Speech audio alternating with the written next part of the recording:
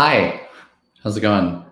I feel like I should have a pumpkin spice latte set up here. It's like as soon as October 1st hit, the weather here in Portland changed completely. Everything just feels really different. I have a Jeep that my kids love, and it has a convertible top. And tomorrow I'm going to go get the regular roof put on it, right? So it's like that time of year, everything's changing. No pumpkin spice latte, but maybe next time. Um, I'm not going to try to do this. I'm not going to try to connect this to LLM visibility. I was thinking like maybe there's a connection there, but I'm not going to try. I'm going to abruptly switch to talking about LLM visibility, which welcome. If you're taking a look at this, that's what I'm going to talk about today. It's like, what does this mean? How do I track it? What are the options available? It's a super, super popular topic. And it's becoming something that's more and more important. We've had more clients asking about it over this year. A lot of our inbound is asking about that. So I wanted to share how we think about tracking LLM visibility, what LLM visibility even means. And I also want to talk about like, can you get started with it on your own? Or are there some, inexpensive software tools that you can use even to start tracking this stuff? If you, just want to kind of take a look and understand it a bit better. So let's talk about what I mean by LLM visibility first. We know that Google is a thing and drives a lot of clicks for most people, right? Whether it's branded or unbranded terms. And then we also all know about ChatGPT and Claude and Perplexity and the fact that the volume of searches that are happening on those platforms has increased dramatically. And the question then becomes, as marketers, like, are we visible on these really important new channels wherever they come up, whether it's TikTok or whether it's, Blue Sky or whether it's email is cool again or whatever it is.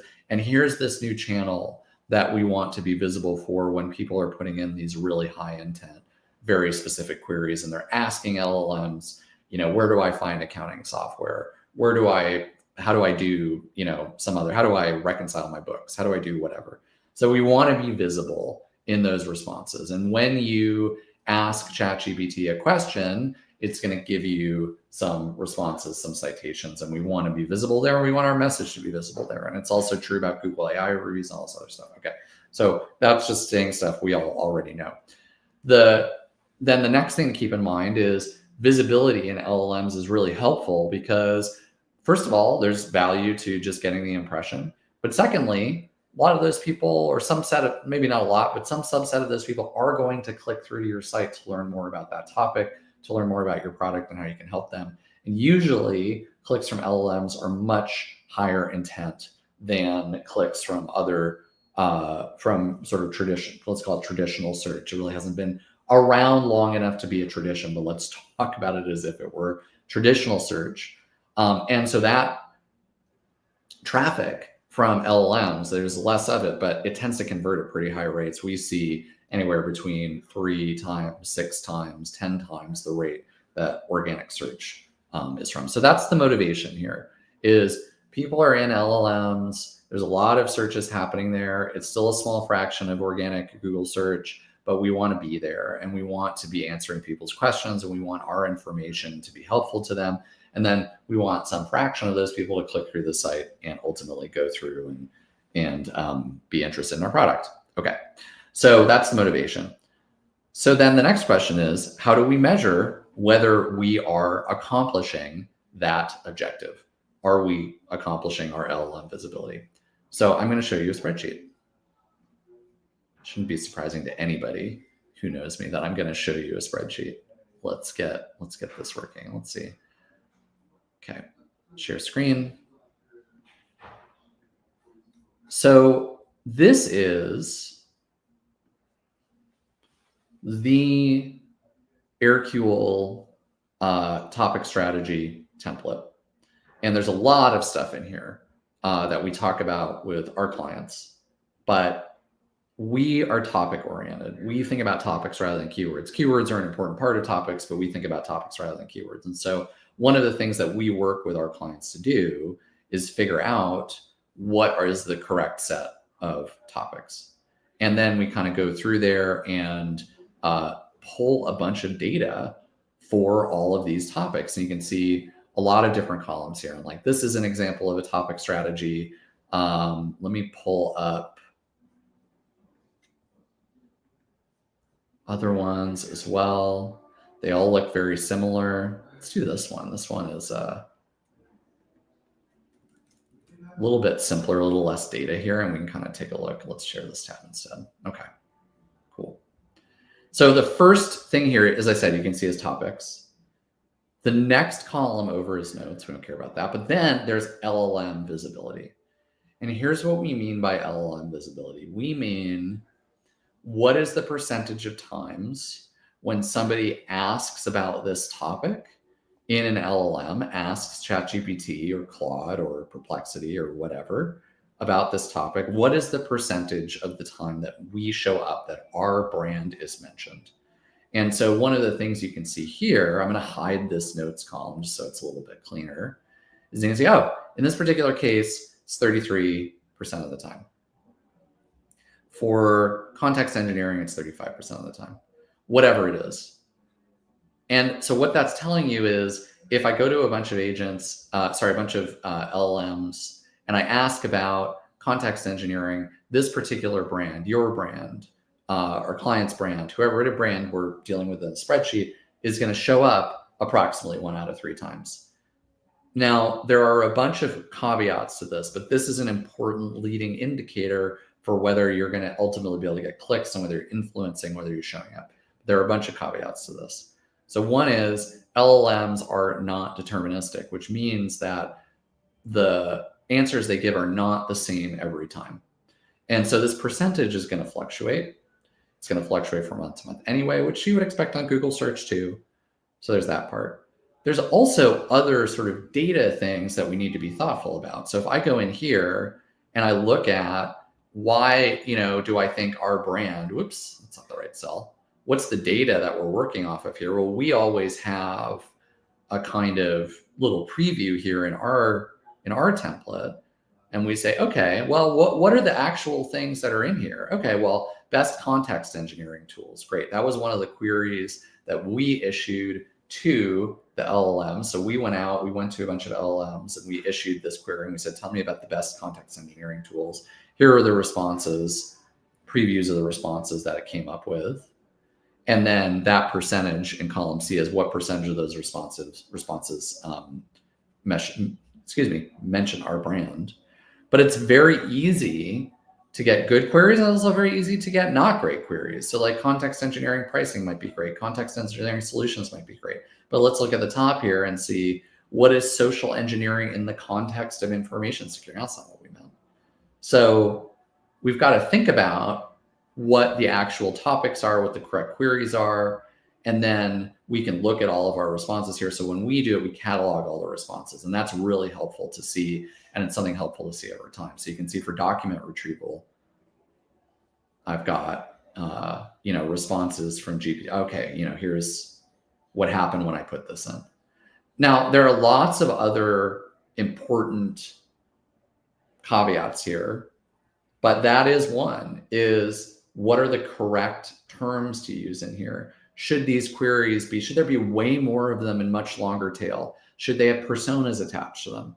All of those things are possible. And when you start paying real money, like for software, like you use Profound, which is very popular, or AirOps, or Peak, or Scrunch AI, or any of these folks, you might get some more of this data. But this is the basic theory, is that we have these queries in here. We're looking for them. We can make them very complicated. We can add more, but we want to pay attention to what's actually being brought out. What we also do is, for us, an important thing we do with clients is help them figure out what the FAQs that people have about these topics are in the first place. So I showed you some things that were obviously off. And you can also see in that query source column, in column C, you can see some of the other sources that we use to figure out what we think the prompt should be or the question should be that we ask all of the individual LLMs. So we might just use the topic itself. We might use questions from SEMrush that people are asking on search, and then use those and put those into the LLM as one of the questions we're asking to roll up to that percentage. We might also use other ways. We have this thing called the brand matrix. We might also go to ChatGPT and say, what are the follow-up questions that you expect somebody to have for this topic? So these are all things. So that's a thing to be aware of when we are looking at this. Whoops. Where did it go? I'm sorry, y'all. Lost it. That's a thing to be aware of when we're looking at this topic strategy. Okay. So that's one, is like what's in these topics. And it's very similar to what you would have done using keyword research. And then you can see over on the right, there are there's data from Google search on this, but all of these things you can take together. And so how do you get started monitoring this? Pick your topics. You still have to have a topic strategy. Go into that, figure out some questions that people are asking. And then if you want, you can go to these LLMs and start asking them about those topics and seeing if you're mentioned. And that can be a really quick way to get started with this. And if you haven't thought about this, it can be very enlightening to see what brands they do mention and what they do talk about. So then the other thing that we often look at with clients is what we call, we don't have a name for this actually. So we don't call it anything. It's just the LLM visibility report. And what this does, I'm going to share my screen with you. Hold on one second. Is shows you, hopefully you can see it now. It shows you, no, you can't. Huh. Okay, yes you can. Great. It shows you what does competitor visibility look like? So I've hidden that row. There's a row here with a bunch of example competitors here, which I've hidden. But you can see like, oh, this competitor is 33%, 35%. This competitor is really well known for all of these topics, or actually not really well. This is still pretty low, but is known. And I bet you could guess, given these topics, who that might be, or one of the companies that might be. And then we've got other ones here. So that's the other part of the equation, is how are competitors doing. And then the last two things that you really want to pay attention to are citations, who is getting cited, and also just like sentiment analysis can be useful too. And there are lots of tools that can do this. I'm going to show you real quick as the last thing for this. I'm going to show you, we use this tool called Scrunch AI. I'm going to show you what it looks like for airfuel.co. So I put in a bunch of queries for us that I think people, who are in our ICP might be looking for. And, where do those people go? Well, here's the list of citations. And there's, a bunch of sites, including us and draft.dev, who are great, excellent, other sort of technical writing agency. And here's us. We're getting cited for some of the prompts that we put in. Some of them were branded, so that makes sense that we ourselves would get cited. But then you can see some of the other ones here. So like, LinkedIn. There are answers to questions that people are asking about us on LinkedIn.